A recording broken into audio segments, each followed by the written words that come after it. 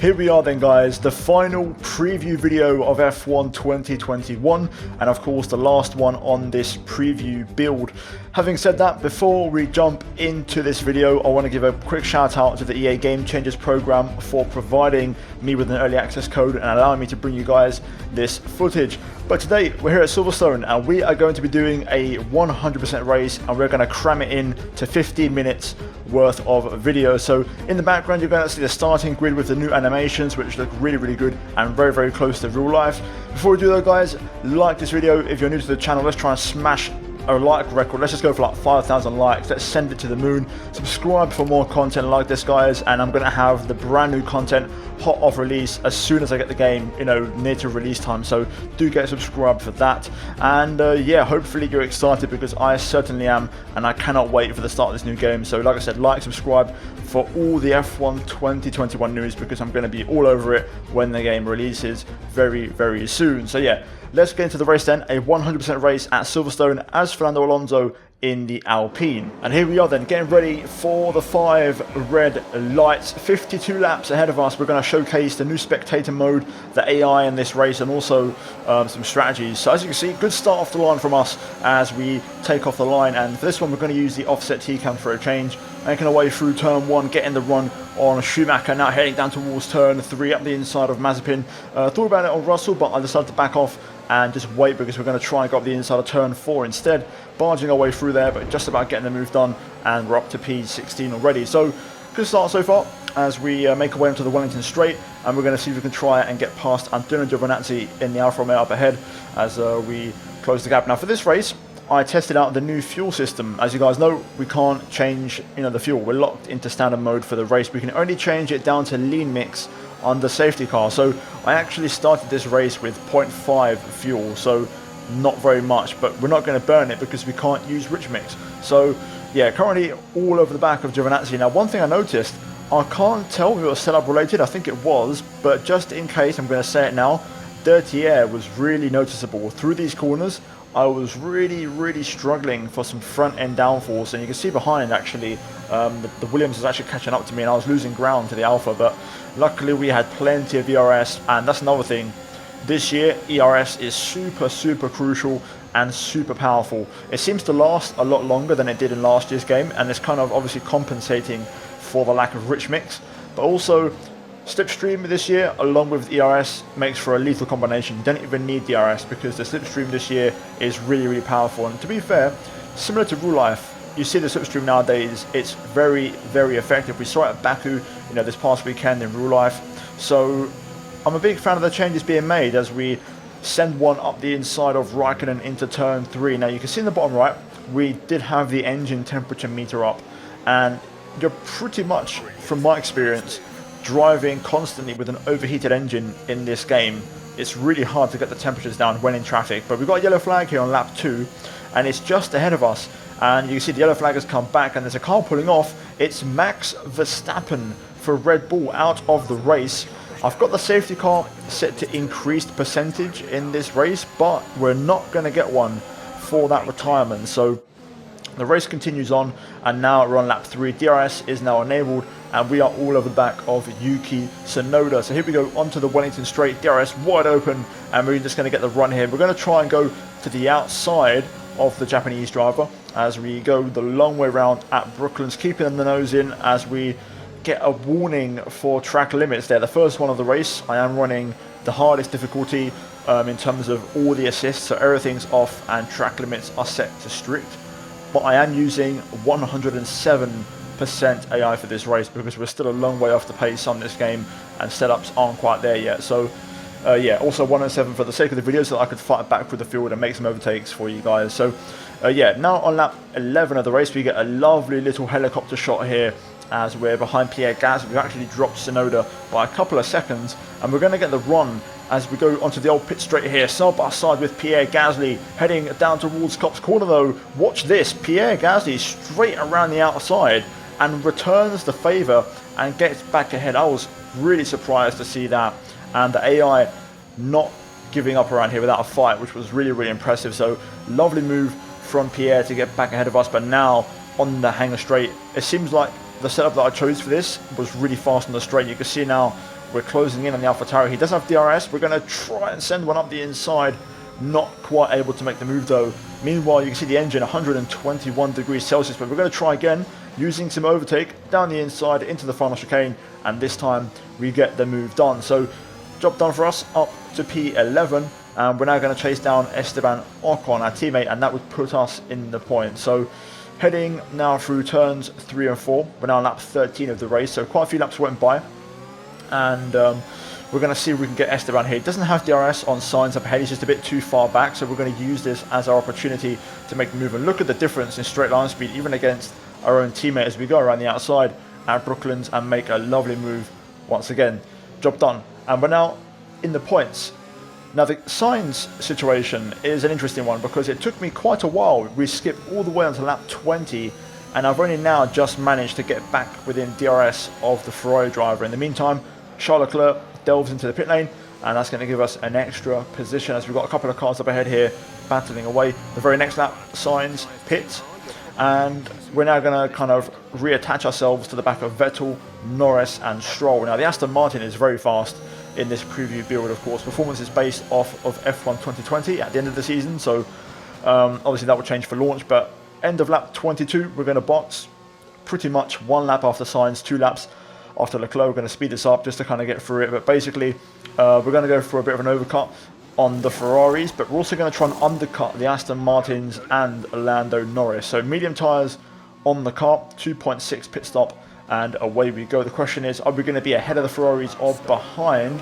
And it looks like it's going to be just behind both of them. So the overcut didn't work. It seems like the fresh grip on the mediums was quite strong. So what I did was I had a really strong outlap. I used quite a bit of ERS, but I managed to get myself back within DRS range of Carlos Sainz, and that is really, really important for us in terms of the race strategy. In the meantime, Sebastian Vettel and Esteban Ocon are in the pit lane, so we've managed to undercut Sebastian Vettel by about 2 seconds. So undercut has been a success, and we're now using the Ferraris so they can kind of drag us along all the way. So as you can see now, on lap 25, approaching half race distance, we have got Lance Stroll in the pit lane in the second Aston Martin, so we've undercut him as well. So you'd think, by that logic, we would have undercut Lando Norris as well eventually when he pits. So right now, if we can clear both of these Ferraris, we should be top 4, top 5 in that region. So we're going to get to work here and get past Carlos Sainz. As you can see here on the Wellington straight, we go to the inside. Carlos doesn't defend it, so we're going to take it and make a nice easy move up the inside, and job done for us. And we can now go about trying to overtake Charles Leclerc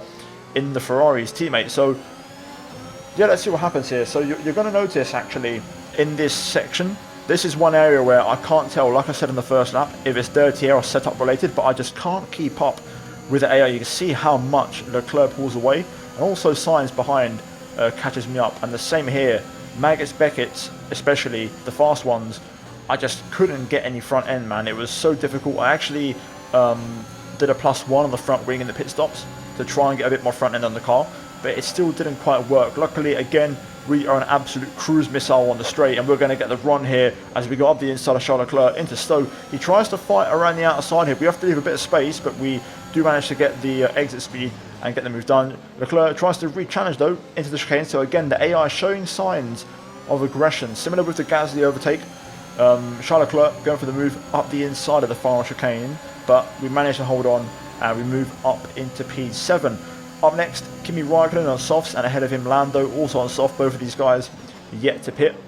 So this should be a pretty straightforward move as we line up the Iceman for the overtake. So heading through turn 4, easy on the traction out of there, and now we're just going to drain the ERS and use the DRS as well. And look at the closing speed here. This is what I mean about slipstream this year. It's so powerful. Look at this difference in speed as we just go down the inside and make a nice easy move on Kimi Raikkonen, and job done. So up into the top 6, and it should be top 5 once Lando Norris pits. And at this point of the race, the fuel started to burn off a little bit. The car got a bit easier to drive, and I was really enjoying myself. You know, it's a very, very different experience this year. The handling is actually quite different. The more I've driven this, as we get a second warning for track limits, the more I've driven this game and the more I've compared it to 2020, this game is a big step up. I really, really enjoy it. It's such great fun to drive. It may necessarily not be the most realistic in terms of lap time if you compare it to real life, but the fun is there in terms of driving. So I do hope if they do nerf the pace, they keep the enjoyment in the car driving. But nonetheless, in the meantime, we've had Lando pit, and also Ricciardo and Perez, who are battling for P3. They pit just ahead of us, so they're a bit further up the road. Ricciardo was quite strong in this build, but heading on to lap 28 now, as we're in the second half of the race, Charles Leclerc is going to try and be able to take. He goes for a little shake and bake. He goes to the outside and back to the inside as he overtakes us into Stowe. Now, the reason for this is because I was trying to break away from the 1 second DRS, and I wasn't able to do it. So I used up all my battery. I wasn't able to get ahead of Leclerc, so I actually let him re-overtake me so that I could save a bit of battery. And now, lap 29, I'm going to re-challenge and try again. I'm going to see if I can overtake him, pull away, and drop him out of DRS range. So up the inside we go. We return the favour from the last lap, make the move. This time we put the squeeze on the exit so he doesn't go side by side with us, and we get the move done. All the way onto lap 37, I wasn't able to pull away. I tried it again, it didn't work, and actually Lance Stroll and Sebastian Vettel were fighting back in their Aston Martins, and now Lance Stroll, he was actually really fast. And also you can notice the Aston has a Mercedes engine because it's a lot quicker on the straight compared to the Ferrari. So yeah, I again realised I wasn't going to pull away. I ran out of ERS, so I let Stroll pass me, and all we're going to do now is pretty much just follow him and try and save a bit of energy. But we get yellow flag on lap 41, so another incident you see in the mini-map, and that is actually Giovinazzi and Leclerc out of the race, and it's going to trigger a safety car. Here's the crash. As you can see, Giovinazzi, blue flags, he's getting out of the way of one car, but in the process, Leclerc hits him in the side. He doesn't really leave enough space. You know, Giovinazzi is already on the inside. Leclerc should have gone a bit wider, and there's a massive high-speed collision, and that caused the safety car. We fast forward though to the restart as we almost run into the back of Stroll, and this is where I want to showcase the blue flags and how the AI have improved. So you saw in the incident before, Giovinazzi was well out of the way. Obviously he was in the apex, not ideal, I know, but I feel like that was a bit of 50-50. But here you can see the AI with blue flags are so much better. So we've got Latifi ahead. He's getting the blue flags as Norris makes a really aggressive move there. But now, as you can see, Latifi moves out of the way. We go 3 wide up the inside into turn 3, and we get Lando back again. We've now got Mazepin and Russell here, and again they both get out of the way perfectly for us, not in our way whatsoever, and let us race. And that worked out beautifully for me. So a good showcase there of the blue flags. One more here with Yuki Tsunoda, who moves well out of the way at the final corner, and we could now go about catching Stroll again. Lap 50, 3 laps to go. I went for it. I had enough ERS and I felt like I had enough pace, so we're going to send it closing speed of a rocket ship down the inside into Stowe. We give the squeeze on the exit and make the move on the Canadians. So we're now in net P5 in this race, and we're going to skip all the way onto the last lap of the Grand Prix here. We were giving everything, but Lance is on our rear end here. He's looking for the move. He's putting the pressure on here, heading into Stowe. He's going to go to the outside. We try and hold it. Lance tries to go the long way around. He manages to pull it off, and we're side by side into the final chicane, but we just managed to edge it out on the brakes and get ahead and do a lovely bit of late braking and make the move there and stay ahead for P5. And there we go, a 100% race at Silverstone is complete, and that was a lot of fun. And I think we learned a lot from the AI in terms of blue flags, their racing behaviour, strategies, fuel, engine temps, etc. There was a lot to take in that race. Well, they've done a brilliant job, I must say, under some intense pressure to take a well-earned victory here in the British Grand Prix. Anthony Davidson, how do you think they were able to set themselves apart today? I think a large part of the result comes down to temperament. They were able to keep their heads when everyone around them was losing theirs, and that's allowed them to get the best out of the car, to maximise the strategy and to stay out of trouble.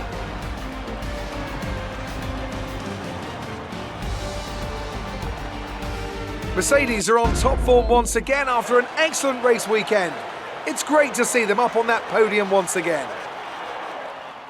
And there we have it then. That is it for the preview content on F1 2021. Hopefully you guys enjoyed that race, a 100% race crammed into 15 minutes or less, and you have the podium celebrations here underway. But as always guys, once again, it really helps out my channel on the YouTube algorithm. Subscribe for the daily content on my channel, especially once F1 2021 drops.